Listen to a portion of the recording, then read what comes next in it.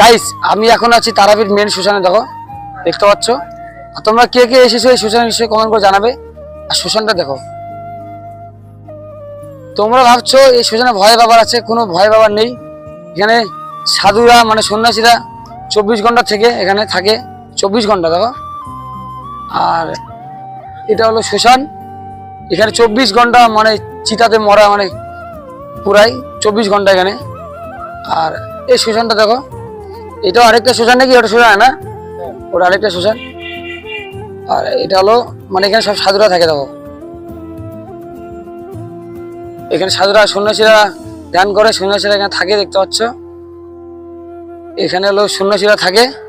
আর এটা হলো মেন তারাপীঠ শ্মশান বলে নাকি? এই শ্মশানটার নাম কি বলে? এটা শ্মশান কালী। এটা মেন শ্মশান কালী, মানে তারাপীঠ কালীরই এর শ্মশান, এটা মেন শ্মশান। তোমরা এই শ্মশানটা কি আগে চিনো নিশ্চয়ই কমেন্ট করে জানাবে।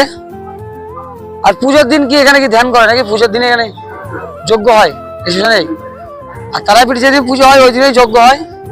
আর তোমরা কে কে এই শ্মশানে এসেছো তারাপীঠ শ্মশানে নিশ্চয়ই কমেন্ট করে জানাবে।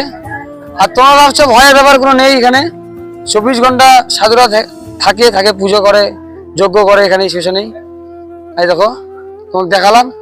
আর তোমরা যদি তারাপীঠের শ্মশানে তোমরা এসো নিশ্চয়ই কমেন্ট করে জানাবে।